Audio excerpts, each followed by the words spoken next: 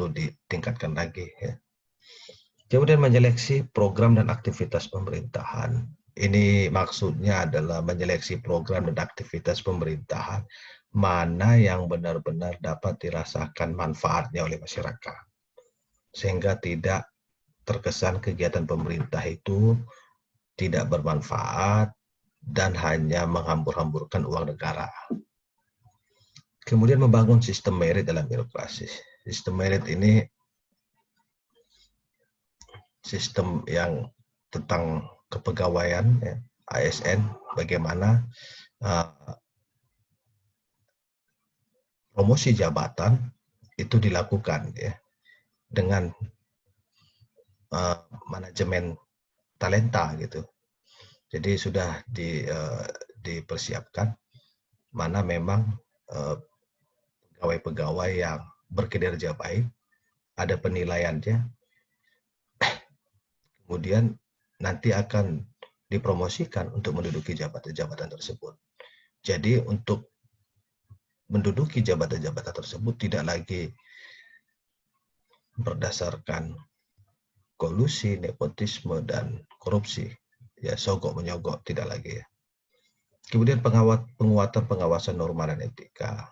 Ya, ini ada satuan internal ya. SPI, Satuan Pengawas Internal ya. Di setiap unit ini ada.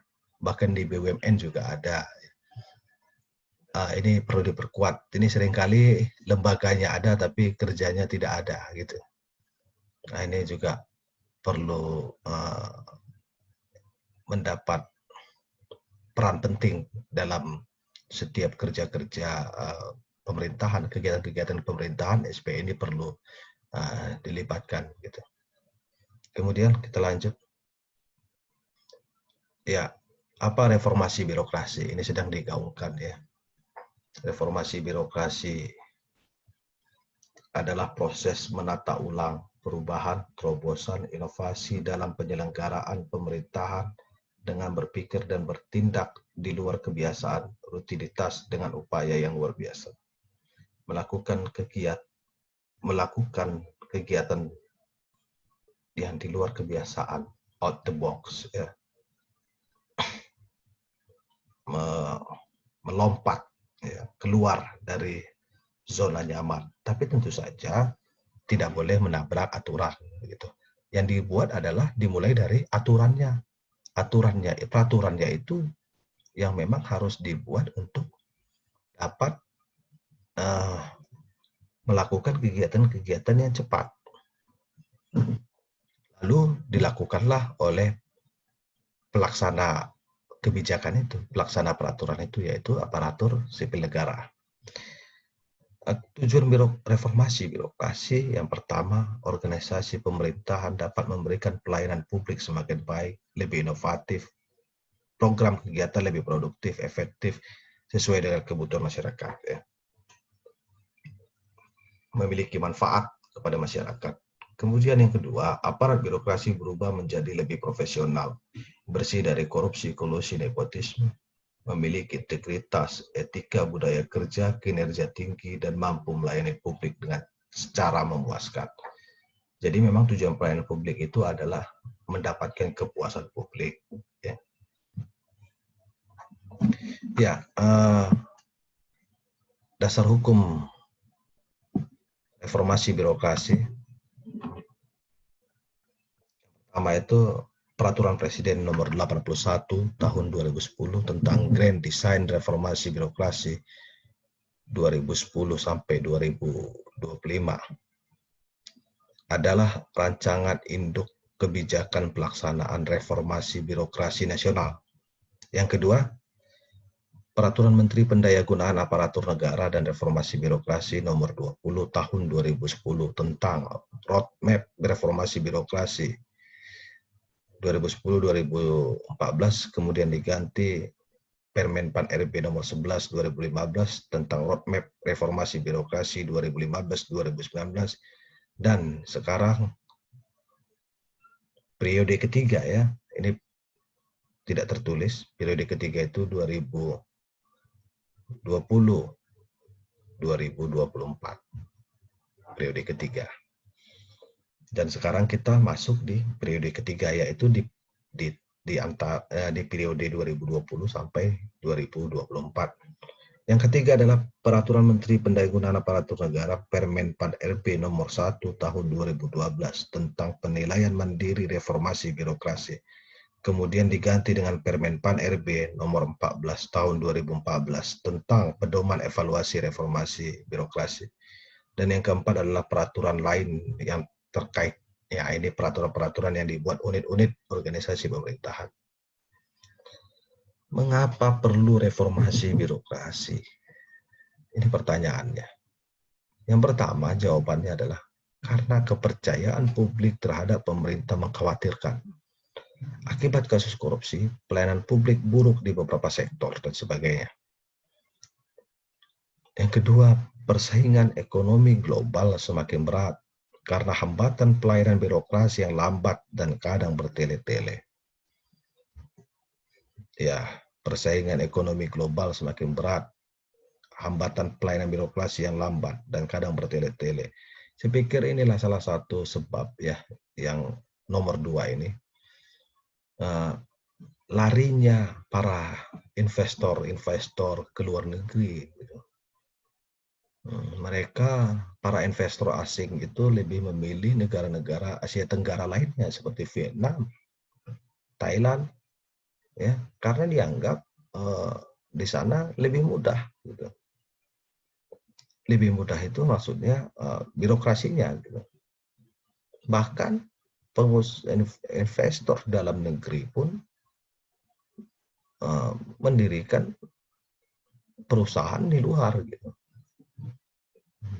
Lagi tren sekarang tuh di India lebih mudah. Jadi birokrasi di sana sudah lebih baik daripada di dalam negeri. Nah, ini kan menyebabkan kerugian di kita juga gitu, di rakyat.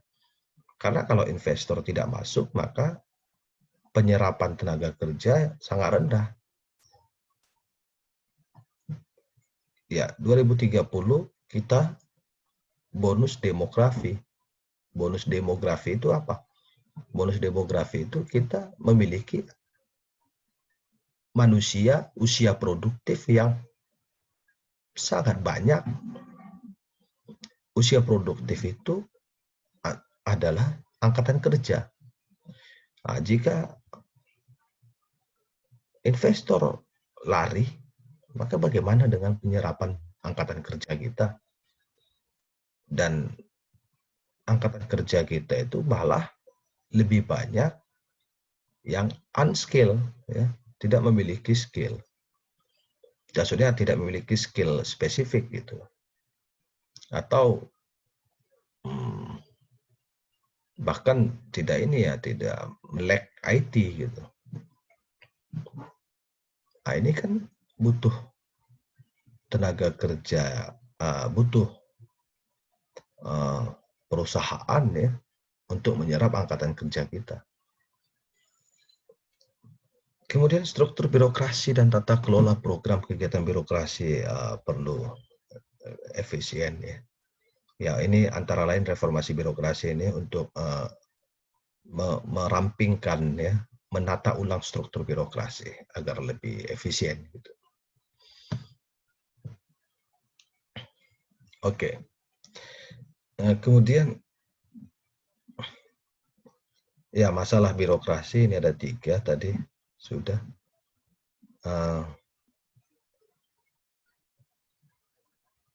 Yang pertama, pemerintahan belum bersih, kurang akuntabel, berkinerja rendah. Ya. Kemudian bagaimana ada 8 area perubahan gitu. Reformasi birokrasi yang dilakukan. Yang pertama, manajemen perubahan, penataan perundang-undangan, penguatan organisasi, penguatan tata laksana, penguatan sistem manajemen SDM aparatur, penguatan pengawasan, penguatan akuntabilitas, peningkatan kualitas pelayanan publik. Nah, ini sepertinya sudah kita bahas di awal tadi. Lalu apa goalnya? Apa hasil sasaran yang diharapkan? Yang pertama, birokrasi kita bersih dan akuntabel. Bersih dan dapat dipertanggungjawabkan kinerjanya kepada publik. Birokrasi kita efektif dan efisien, cepat dan berbiaya murah. Dan yang ketiga, pelayanan publik yang baik serta berkualitas. Ini yang diharapkan, ini yang diimpi-impikan, dirindukan masyarakat kita. Dengan kesibukannya sehari-hari, dengan keterbatasannya, ya pelayanan publik yang cepat, murah, mudah diakses, ramah terhadap gender, ramah terhadap kaum disabilitas. Ini yang ditunggu-tunggu oleh masyarakat kita.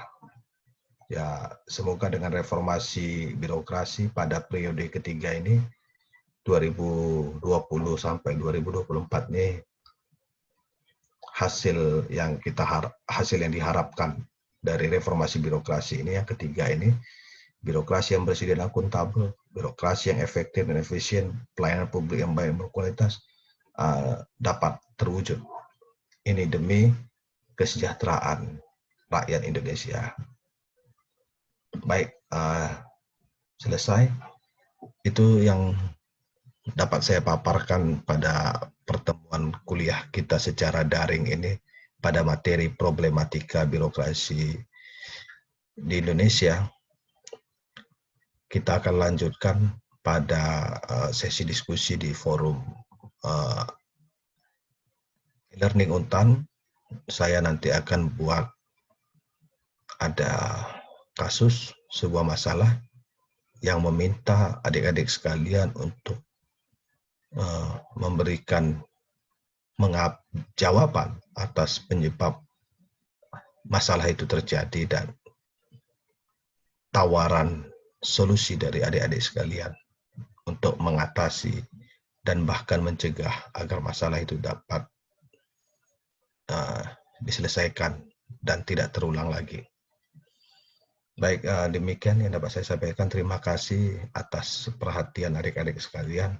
Tetap semangat belajar dan salam sukses, sehat untuk kita semua. Terima kasih.